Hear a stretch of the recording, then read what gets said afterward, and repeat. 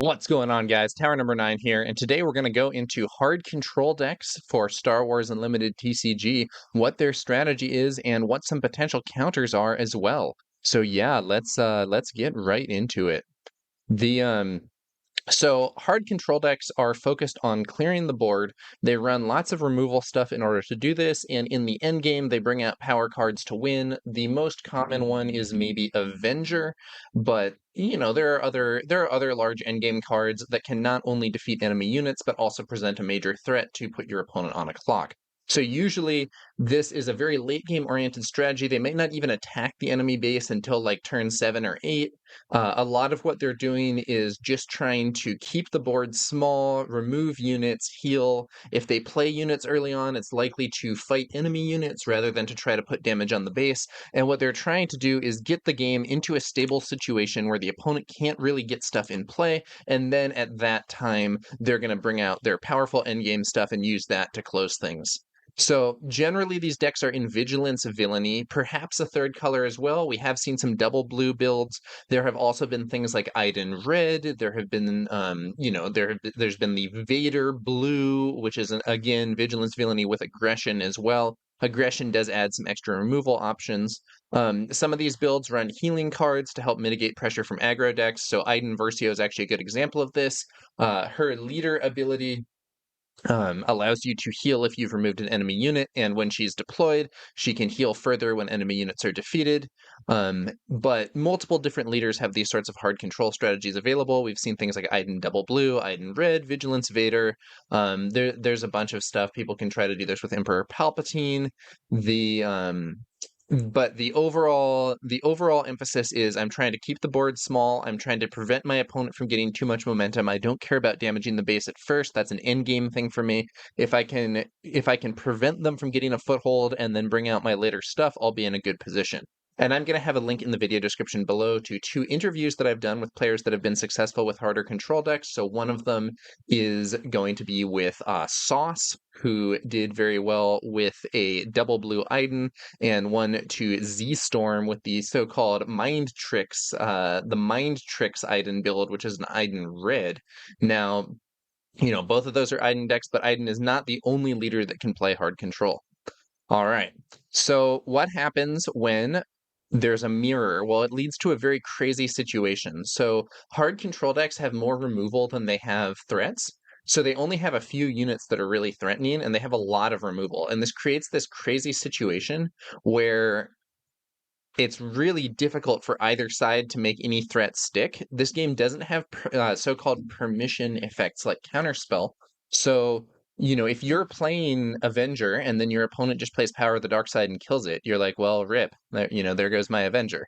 And it causes these decks, because it's so easy for these builds to counter one another's threats, it causes these decks to actually switch to an alternate game plan for the mirror a lot of the time.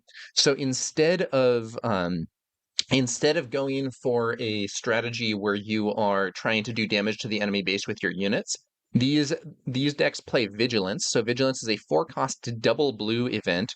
Choose 2 in any order, discard 6 cards from an opponent's deck, heal 5 damage from a base, defeat a unit with 3 or less remaining HP, or give a shield token to a unit.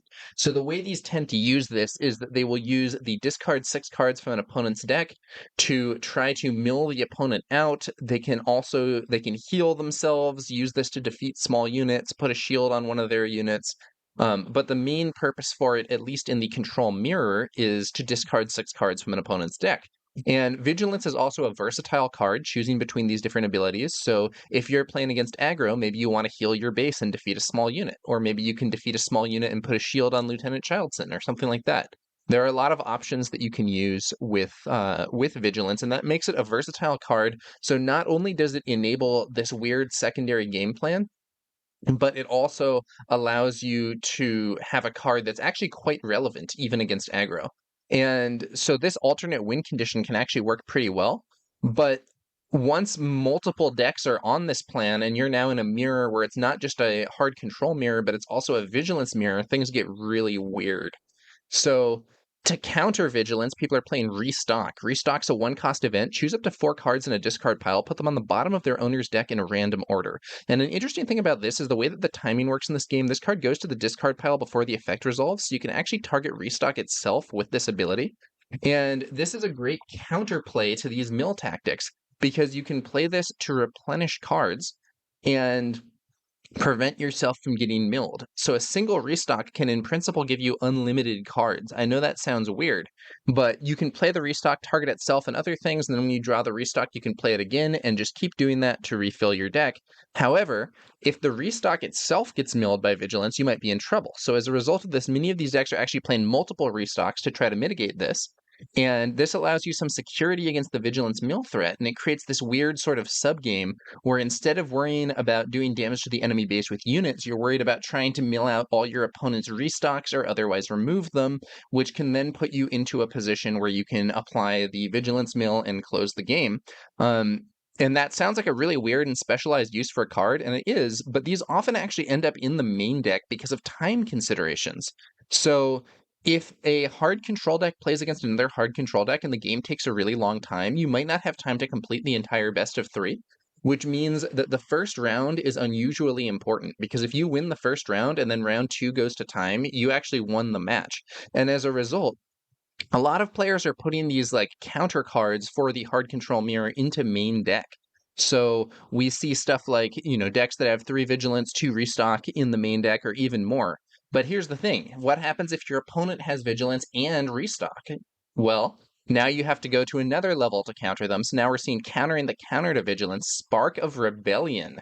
So this is really interesting. This card is a Cunning Heroism card that costs 2, and look at an opponent's card and discard a card from it. And this has really emerged as a major counter to these Vigilance builds, despite the aspect penalty, often the double aspect penalty, because it allows you to snipe the restock or the Vigilance itself out of your opponent's hand. And a typical hard control deck does not have Cunning and does not have Heroism, so it would actually pay 6 for this with 2 aspect penalties, but it might be worth it to win that mirror. In principle, you could play Iden yellow or something to mitigate the aspect penalty, but the high cost doesn't seem that catastrophic in the control mirror where the game is going quite long anyway, and it might well be worth having other aspects, either having red for more removal or having blue, double blue for the discounted Vigilance or whatever, and just paying the additional cost. After all, Vigilance for 4 is probably more important against aggro. So now we have these builds that are running Vigilance, and they're running Restock, and they're running Spark of Rebellion, because you have the Vigilance to counter the hard control, you have the Restock to counter the hard control that has Vigilance, you have the Spark of Rebellion to counter the hard control that has Vigilance and Restock. And it actually goes even further than this, because now we're countering the counter to the counter with Bounty Hunter Crew. So Bounty Hunter Crew can recur events, so that means now I can play this, and I can get either my Vigilance or my Restock back as needed, so even if my opponent hits my Restock with their Vigilance, or if they snipe it out of my hand with Spark of Rebellion, I can play my Bounty Hunter Crew and get my event back. And yeah, I paid 8 for a 4/4 ambush that probably doesn't have a good ambush target, but returning a key card can be really important in this mirror. So even though this is an expensive out of aspect card, it can still be an important mirror breaker. And your opponent might think, oh, I got him, both his restocks are in discard. Well, now you have a way to get out of that situation. So it's another weird mirror breaker card, but it has seen some play recently, and it is also, you can play it with ambush. Like, you can play it for 8 and maybe pick off a unit in some aggro game or whatever, though if that gets to 8, you're probably in a good spot anyway. It kind of depends. And then it actually goes even further than that. So we have things like Search Your Feelings, where this is a 4-cost event that lets you search your card for a card and draw it. And this card actually has 2 main purposes. So the first one is after you play Search Your Feelings, and so after you play Restock, you can play Search Your Feelings. You can pull in one of the valuable cards that you just restocked to the bottom of your deck. And additionally, because it shuffles your deck, those other cards are now distributed through the deck instead of all being stuck on the bottom.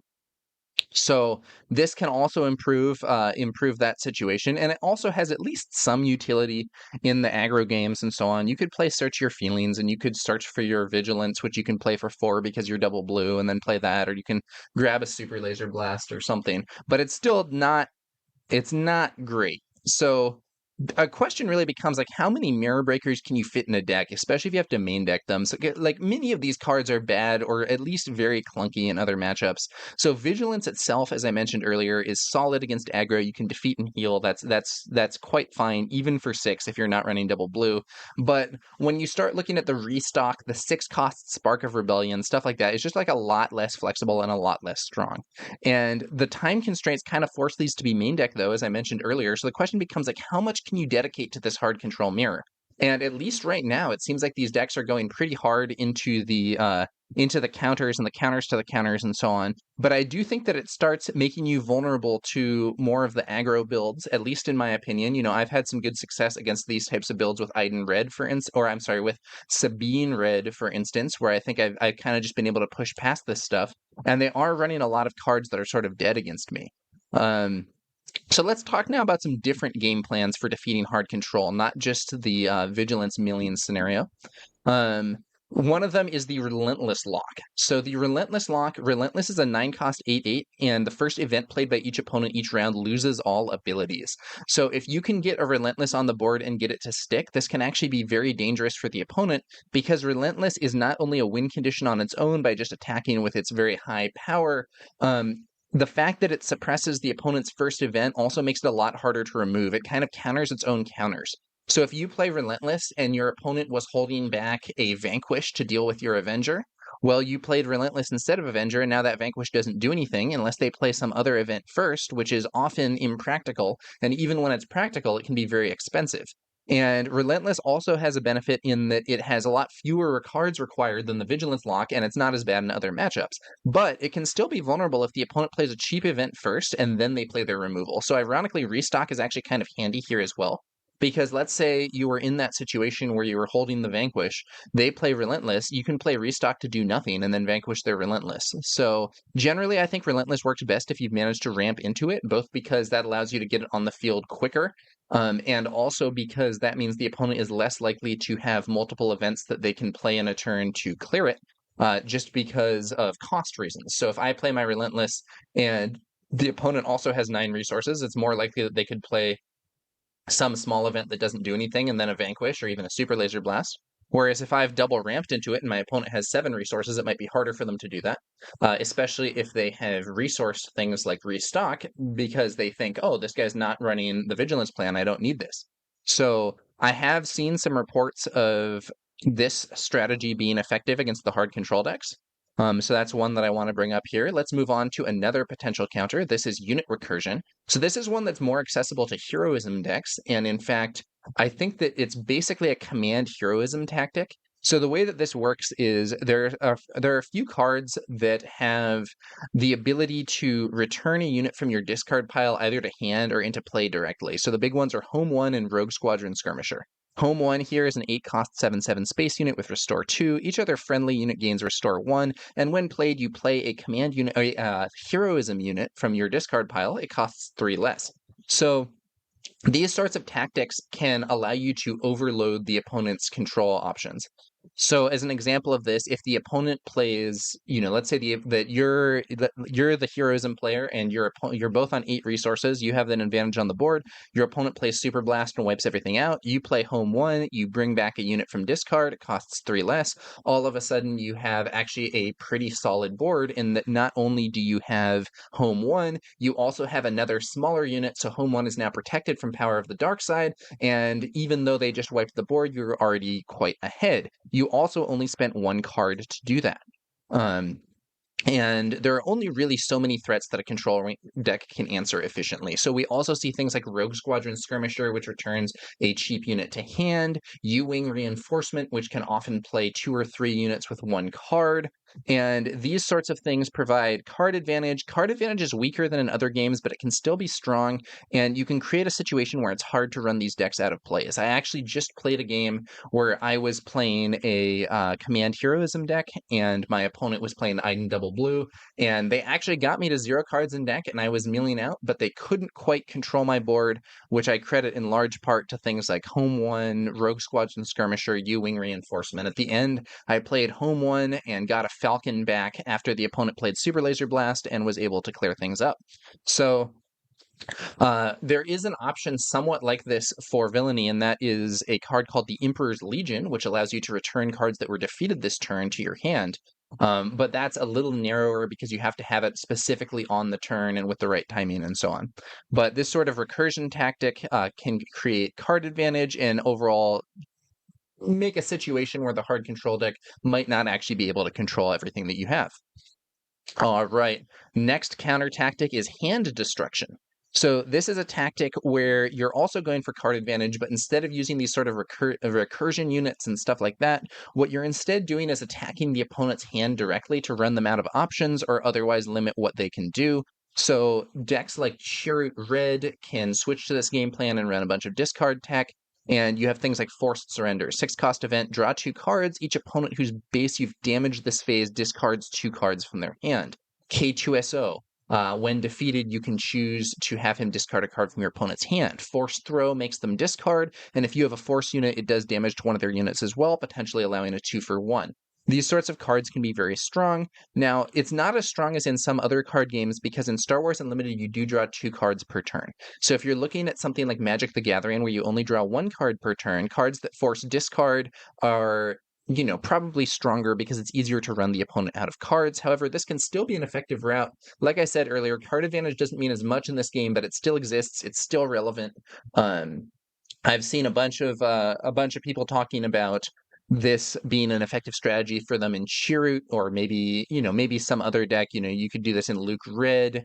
There's the upcoming card Cripple Authority, where it is, I believe, a 2-cost aggression heroism card, where you draw a card, and if you have fewer resources than your opponent, the opponent has to discard a card. And this, I think, is going to be a nice addition to this strategy. Resourcing less is already something that can be useful for this style of play, because if your opponent keeps on resourcing, they're essentially using one of their cards each turn just to be a resource. Whereas if you resource up to 8 or 9 or whatever the top of your curve is and then stop, you are getting 2 cards per turn that you can actually play, which can be helpful. Plus, it will enable that upcoming Cripple Authority card. So this sort of hand destruction game plan is another thing that people can do. Next up, we are going to talk just plain aggro. So I've talked about a bunch of approaches here. So we have the Vigilance mill strategy and the various other cards that enable that. We have the unit recursion strategy. We have the hand destruction strategy. These are things. We have the Relentless lock. These are all things that you can try against the hard control builds. But if none of these approaches really appeal to you, other decks exist. You can just play an aggressive game plan. So Sabine, for instance, can do well into hard control decks without running any gimmicks or weird strategies. She can basically just do her normal aggro game plan, and it's fine. Sometimes the best way to counter these things is to just play a different style of deck that's better suited against them. I think that the double red Sabine that I've been working on for a while is especially good against control. Tarkin Town and Aggression can help a lot against Lieutenant Childson and other obstacles that control decks like to throw in your way. But, this is obviously not a thing that you can just sideboard in. You can't just be like, oh, I was playing a late game Chewy deck, but I've realized that my Chewy deck is highly vulnerable. And, if I run into these hard control builds, instead of trying to beat them with recursion tactics as Chewy, I'm just going to sideboard into being a Sabine aggro build. That's not a thing. But, this might be a good option if you're very frustrated. Maybe if your command Chewy late game deck is just getting destroyed by all these villainy control decks, maybe it's time to switch it up and bring out double red Sabine and just go for the throat. That can be an effective tactic as well. And I will have a link in the video description below to my recent video covering the most updated version, or the most recent version that I made a video about, of the double red Sabine. So that is another option. And I will say, these aren't auto wins necessarily, especially the Iden based controls that have a lot of healing. Can be a little difficult. I have had pretty good results with double red Sabine against things like double blue Iden, though. I just feel like I have the tools that I need to handle what that deck is trying to do a lot of the time. And if they hit all 3 vigilances early and are healing and killing my units and stuff, it could easily go bad for me.